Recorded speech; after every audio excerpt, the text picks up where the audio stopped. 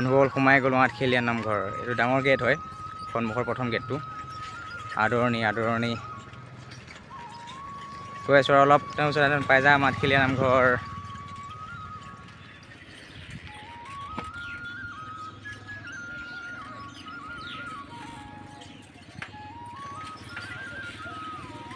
বন্ধুসকল বৰ্তমান আজি আঠখেলীয়া নামঘৰ পাই গ'লোহি।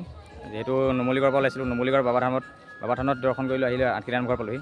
যে 8খন গাঁৱৰ মিলি এখন খেল হয়, ডাঙৰ খেল আঠখেলীয়া নামঘৰ। তো তাতে আহিছোঁ, বলক ভিতৰলৈ যাওঁ আৰু সকলোৱে দেখাই লৈ গৈ থাকিম আপোনালোকক যিমান পাৰোঁ। ময়ো দৰ্শন কৰি লওঁ আৰু।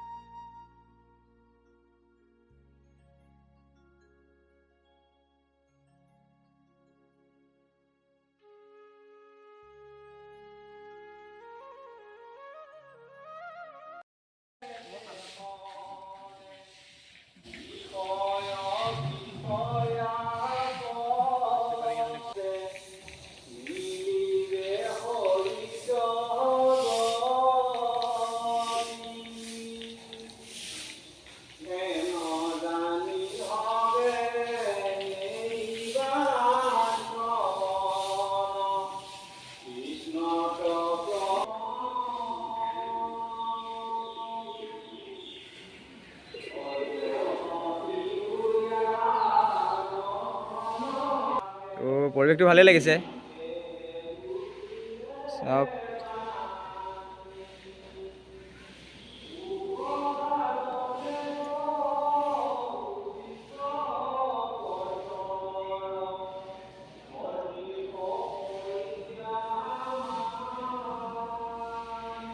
পৰিৱেশটো সুন্দৰ হয়।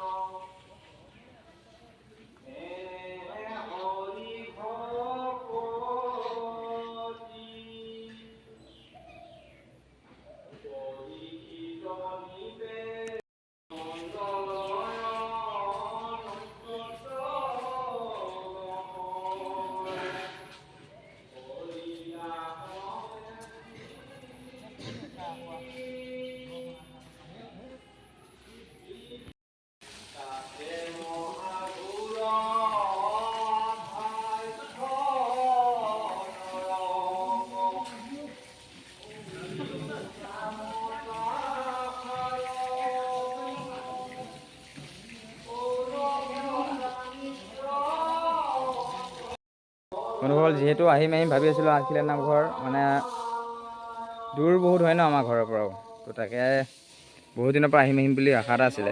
আজি আহিলোঁ আৰু বন্ধুসকল ইয়াত হাত ধুবৰ কাৰণে ভকতসকলক যে আহিলোঁ হাত মুখ ধুবৰ কাৰণে পানী সুবিধা কৰি দিছে সুন্দৰকৈ।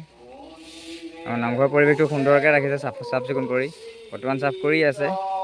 আৰু বহুত ডাঙৰ এৰিয়া হয়, মানে নামঘৰৰ বাউণ্ডেৰীটো বহুত ডাঙৰ হয় আৰু সকলোখিনিয়ে চাফ চিকুণকৈ ৰাখিছে, যে দেখি মানে ভকতসকল আহিলৈ নামঘৰৰ ভাগ দেখিয়ে মোহিত হয়, তাৰ বাবে সুন্দৰ হয়।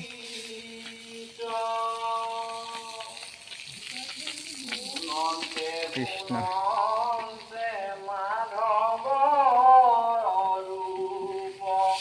বন্ধুসকল যিহেতু এতিয়া ভাদ মাহৰ কাৰণে পুথি পঢ়ি আছে বাৰু।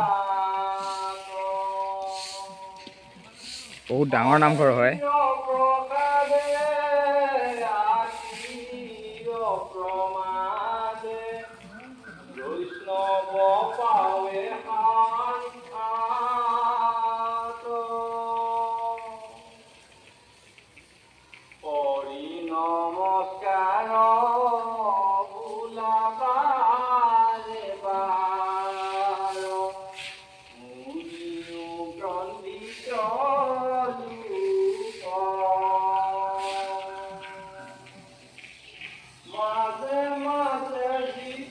বন্ধুসকলৰ ভিতৰলৈ যাওঁ এতিয়া।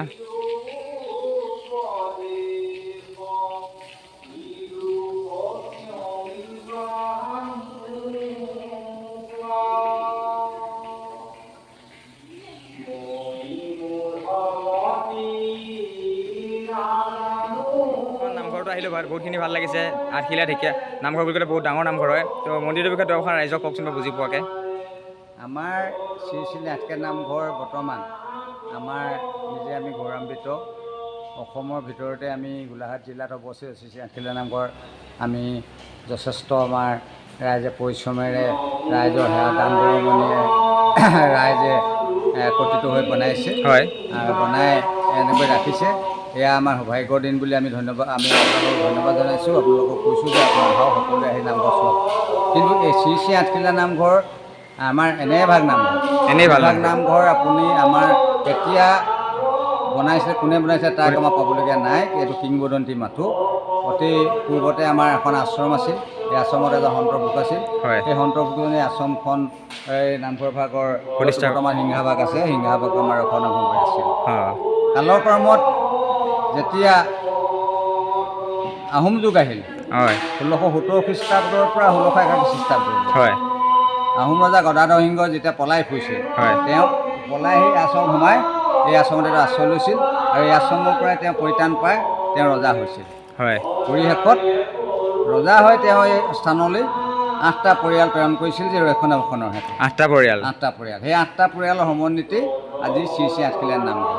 অঁ, সেই অৱশ্যে 8টা পৰিয়ালৰ পৰাই মানে আঠখেলীয়া নামঘৰটো বৰ বিখ্যাত বৰ্তমান হৈছে এই আৰু। 8টা পৰিয়ালৰ পৰা আমাৰ 8টা খেল আছে। আপোনাক চাইছে চাওক, আমাক কোনো নামঘৰ পৰিৱেশ নাই। এই নামঘৰ মণিকূট বা কিবা নাই, হয়, কিন্তু ইয়াত আমাৰ আশ্ৰম, সেই যেতিয়া আশ্ৰম আছে তেতিয়া এতিয়াও আশ্ৰম। আমাৰ হয়, চাৰিওফালৰ পৰা আমাৰ সেৱকীসকলে ভক্তসকলে সেৱা পূজা কৰিব পাৰে আৰু চাৰিওফালে ঘূৰি চাব পাৰে। চাব পাৰে। এই হ'ল অঁ, আঠখেলীয়া নামঘৰ ঐতিহ্য। আৰু এই আঠখেলীয়া নামঘৰ ভাগ বৰ্তমান আমাৰ আঠকুৰি খেলৰ ৰাইজৰ লগতে অসমবাসী, অসম চৰকাৰ তথা সকলোৱে সহায় সহযোগ কৰি বৰ্তমান এইখিনি পোৱাইছেগৈ। ইয়াৰ কাৰণে আমি সকলোকে ধন্যবাদ জনাইছোঁ। আৰু আপোনাৰ ইউটিউবৰ যোগেদি আমি সকলোকে আমন্ত্ৰণ জনাইছোঁ। এই পবিত্ৰ ভাদমা পাতিছোঁ আমি উলহ মালহেৰে। হয়, সকলোৱে ইয়ালৈ আহক, সেৱা আঠখেলীয়া নামঘৰ পৰিৱেশটো চাই যাওক। অঁ, আপ্লুত হওক। হয়, ধন্যবাদ। ধন্যবাদ। যথেষ্ট কথা জনালে, তাৰ বাবে ধন্যবাদ জনাইছোঁ। ধন্যবাদ। বন্ধুসকল আহিব, নামঘৰ ভাগত বহুত ডাঙৰ নামঘৰ হয়। মইতো সোমাই হতভম্ব হৈ গৈছোঁ, বহুত ডাঙৰ হয়। যিসকল অহা নাই তেওঁলোকে আহিব, নামঘৰ চাই যাবহি, দৰ্শন কৰি যাবহি ভগৱানৰ ওচৰত। বহুত ডাঙৰ হয় নামঘৰটো। আৰু যিহেতু বৰ্তমান ভাদ মাহ চলি আছে, ভাদ মাহৰ কাৰণে পুথি পঢ়ি আছে, বৰ্তমান ভাগৱত পঢ়ি আছে আৰু।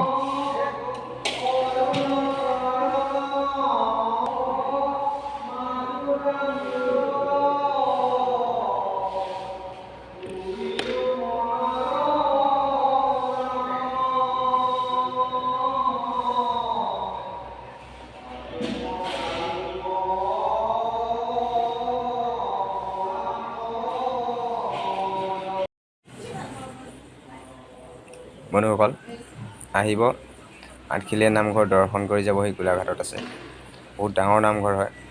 আৰু লগতে মণিকূটৰ মেইন আসন ভাগৰ চাৰিওকাষে সকলো ভগৱানৰ মূৰ্তি বনাই ৰাখিছে। সকলোখিনি চাওক কিমান সুন্দৰকৈ বনাই ৰাখিছে। আৰু ভিডিঅ'টো চাই কমেণ্ট কৰি জনাব। আৰু যিসকলে মোৰ চেনেলটো নতুনকৈ আহিছে তেওঁলোকে মোক এটা ছাবস্ক্ৰাইব কৰি আৰু চেনেলটো শ্বেয়াৰ কৰিব, আগতে সহায় কৰিব। যিহেতু মই অল অসম ট্ৰেভেল কৰিছোঁ আৰু সকলো নামঘৰ মন্দিৰ দৰ্শন কৰি সকলো ভিডিঅ' বনাওঁ। চাৰিওকাষে চিচাৰৰ ভিতৰত ৰাখিছে আসন ভাগ।